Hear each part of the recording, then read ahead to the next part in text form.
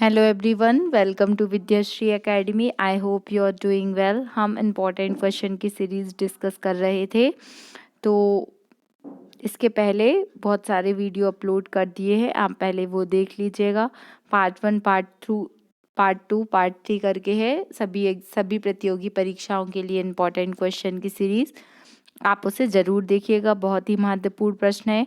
जो पहला क्वेश्चन है, पीतल किन दो धातुओं का मिश्रण है? तो पीतल जो है वो कॉपर और जिंक के मिश्रण से मिलके बनता है, तो इसको याद रखिएगा। पीतल तांबा और जस्ते का क्या है? मिश्रण है। सेकंड क्वेश्चन है, राष्ट्रीय ग्रामीण विकास संस्थान कहाँ पर स्थित है? तो ये हैदराबाद में स्थित है, राष्ट्रीय ग्रामीण विकास संस्थान। नेक्स्ट क्वेश्चन है, राष्ट्रीय डेयरी अनुसंधान केंद्र कहाँ पर स्थित है? तो ये करनाल हरियाणा में स्थित है। राष्ट्रीयकृत बैंकों में सबसे बड़ा बैंक कौन सा है? तो पीएनबी बैंक है। इसको भी छोड़ दीजिएगा ये क्वेश्चन। रिक्टर पैमाने द्वारा क्या मापा जाता है? तो रिक्टर पैमाने के द्वारा भूकंप की तीव्रता को मापा जाता है। अंतर्राष्ट्रीय न्यायालय कहाँ पर स्थित है? तो द हेग हॉलैंड में स्थित है। इंटरनेशनल जो न्यायालय है वो कहाँ पर है? द हेग में स्थित है। अंतरिक्ष यात्री को बाह्य आकाश कैसा दिखाई देता है? तो आकाश कैसा दिखाई देता है? अंतरिक्ष यात्री को काला दिखाई देता है।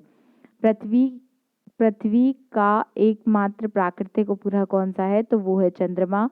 इसको भी याद रखिएगा, एकमात्र प्राकृतिक मतलब नेचुरल सैटेलाइट है चंद्रमा। पृथ्वी की आयु का मापन किस विधि के द्वारा किया जाता है? तो यूरेनियम मेथड के द्वारा पृथ्वी की आयु का मापन किया जाता है। रेफ्रिजरेटर में कौन सी गैस होती है? रेफ्रिजरेटर में फ्रियोन गैस होती है।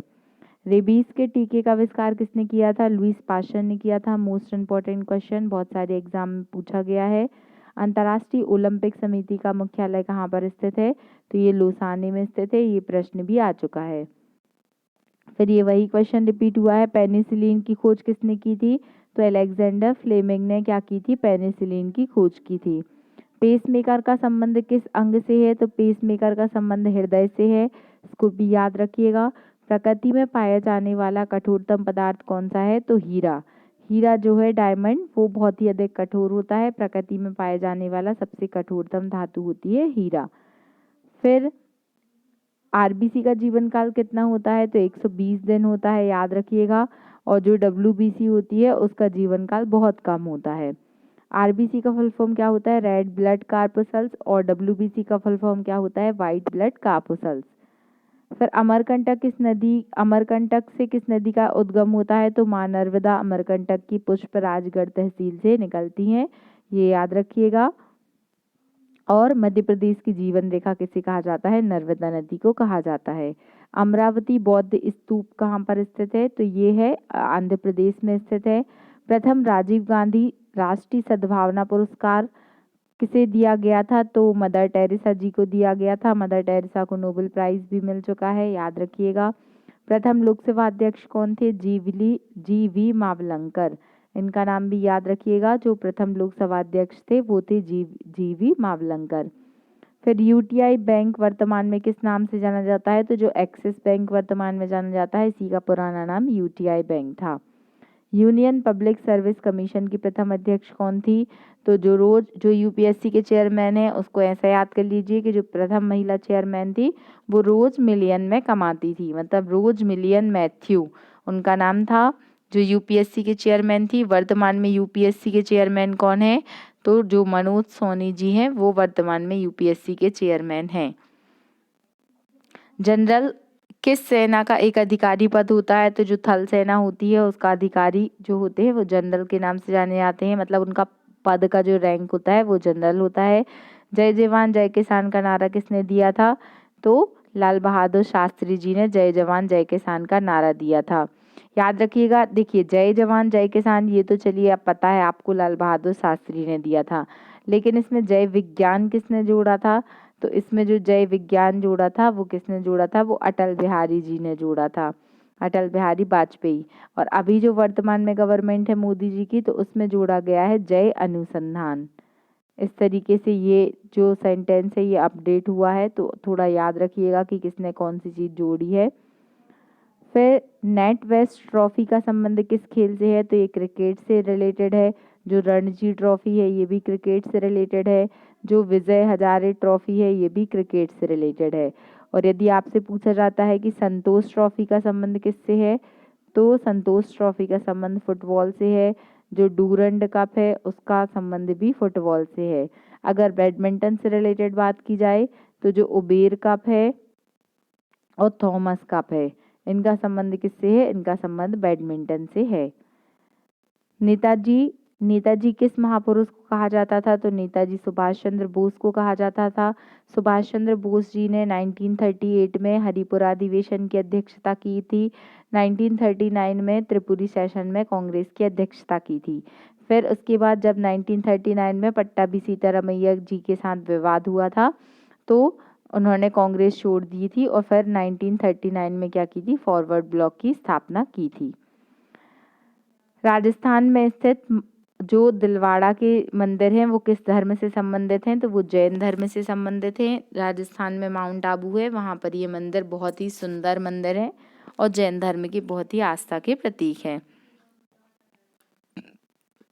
सरफरोशी की तमन्ना अब हमारे दिल में है, देखना है जोर कितना बाजुए कातिल में है।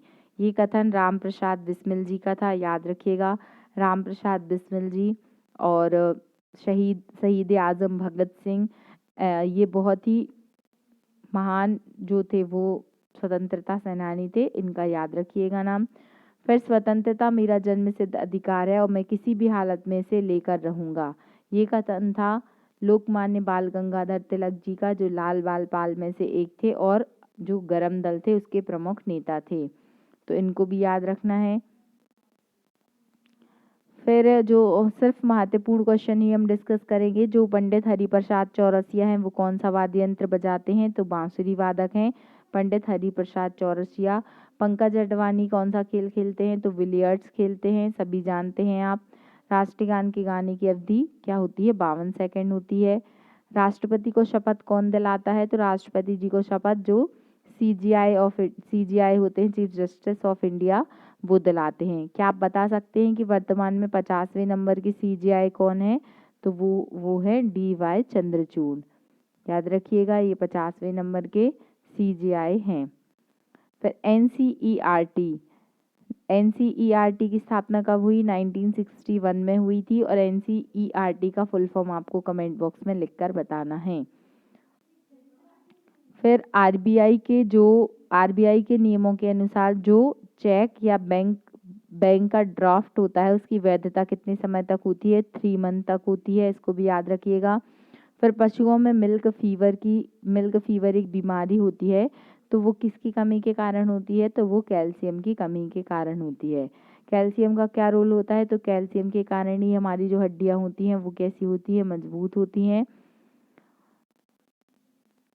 पहला कृत्रिम उपग्रह कौन सा था, तो पहला कृत्रिम उपग्रह था स्पुतनिक 1। सबसे पहले इंडिया ने रशिया की हेल्प से क्या किया था, उपग्रह को लॉन्च किया था।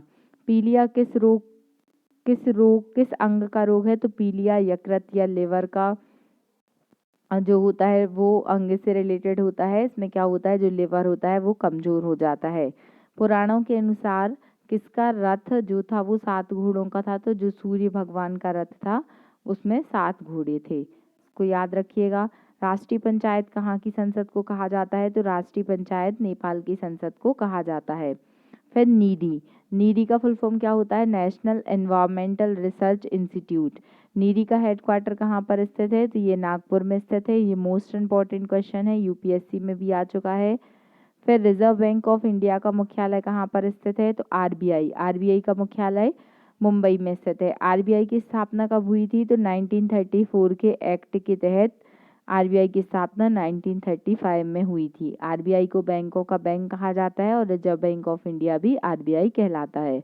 क्या आप बता सकते हैं कि RBI की स्थापना किस समिति की रिकमेंडेशन पर हुई थी, अगर आपको पता है तो कमेंट बॉक्स में लिखकर बताइएगा।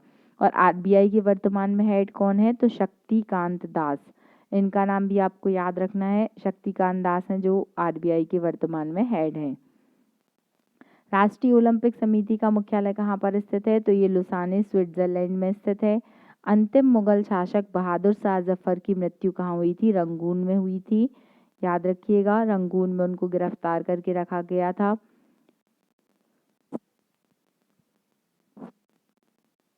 पृथ्वी के नजदीक वायुमंडल की सबसे लंबी परत कौन सी है? सबसे निचली परत कौन सी है? तो वो है क्षोभ मंडल। याद रखिएगा। रेल पथ के मीटर गेज की चौड़ाई कितनी होती है? तो जो मीटर गेज होता है उसकी चौड़ाई होती है 1 मीटर। अंतर्राष्ट्रीय न्यायालय के न्यायाधीशों की अवधि कितने वर्ष की होती है? तो ये थोड़ा सा अलग कार्यकाल है, इसलिए पूछा जा सकता है। अंतर्राष्ट्रीय न्यायालय कहाँ स्थित है? द हैग में स्थित है। और इसमें जो न्यायाधीश होते हैं उनका कार्यकाल कितना होता है? 9 वर्ष होता है।